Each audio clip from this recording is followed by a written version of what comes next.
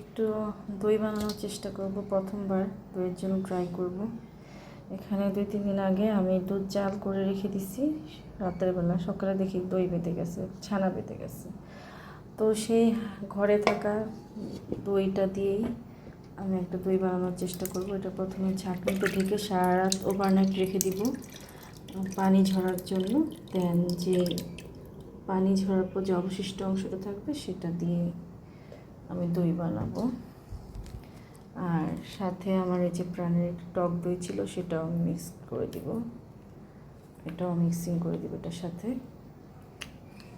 নামতেছে না, তো প্রথমবার বানাবো, দেখি কেমন হয়। যদি ভালো হয় ভিডিওটা করে রাখলাম, দিব না তো দিব না, দেখি কি অবস্থা হয়। সারা রাত পানি ঝরবে, রাত ঝরার পর যেই অবশিষ্ট দই বীজটা থাকবে সেটা দিয়ে আমি দই বানাবো।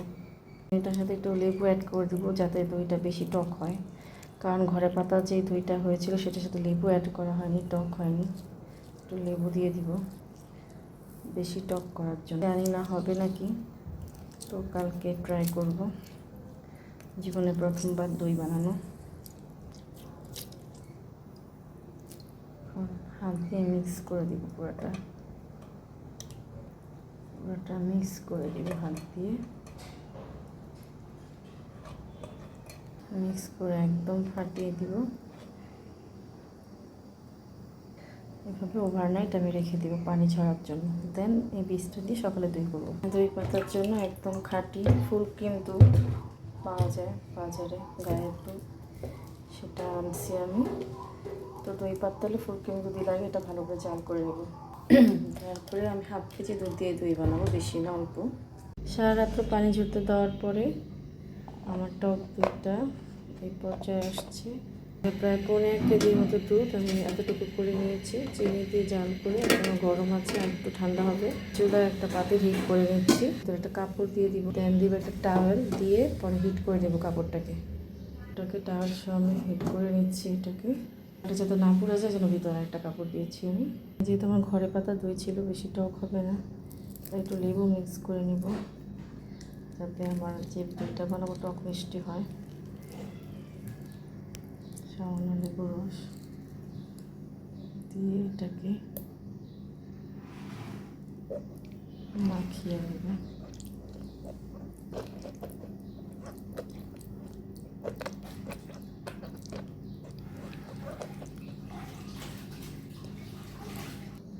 এটাকে আমি ভালো করে দই বানানোর পূর্বে দুধটাকে লাগিয়ে নিতে হবে, বুদ উঠাইতে হবে।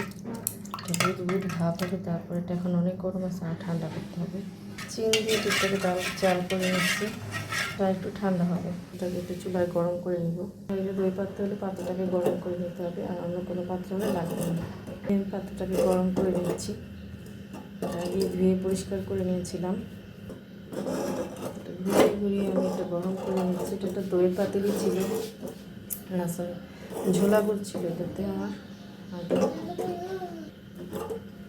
চুলা অফ করে দিয়েছি, কিছুক্ষণ এভাবে থাকবে পাত্রটা চুলায়।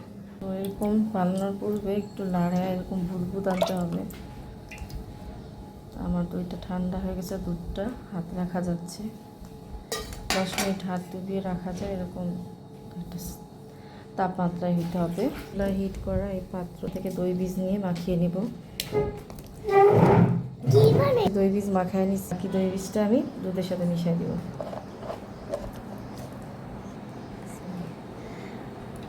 এখন দই বীজটা মিক্স করে দিব দুধের সাথে, ভালো করে মিক্স করে দিব, ভালো করে ফেটায় দিয়ে দুধটা দিয়েছি, একদম মিশে গেছে। জাস্ট আমি এই পাত্রে ঢালবো, এভাবে ঢালবেন। ঢাললে যে বুদবুদ উঠবে, এটা দইয়ের জন্য ভালো। উপর থেকে এভাবে ঢালবে।